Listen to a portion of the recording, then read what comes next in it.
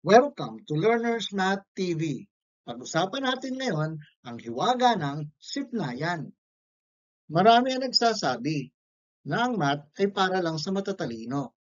Kung mahina ka sa numbers, hindi para sa iyo ang mag-aral ng math.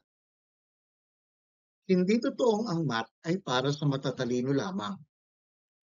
Alam mo ba ang hiwaga ng sipnayan? Ito ang Tagalog term para sa mathematics. Ito ay nanggaling sa dalawang salita, isip plus sanayan. So ano ibig sabihin?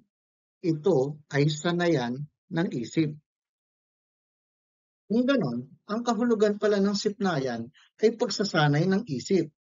Kaya't maling sabihin na ang math ay para sa matatalino, kundi ito ay pampatalino. Kung mayroong mga pagkain na pampatalino, isa pala ang math sa mga subject na pampatalino. Pero wag gagayahin ng batang ito. Kumain ng calculator daw para tumalino. Kaya naman, laging tatandaan, kung ang katawan nangangailangan ng exercise o pagsasanay, gayon din ang ating isipan. Huwag mong pababayaan. Baka ito ay humina kung ang math ay iyong iiwasan. O siguro naman, sisipagin ka na sa math ay mag-aral. Hanggang sa muli.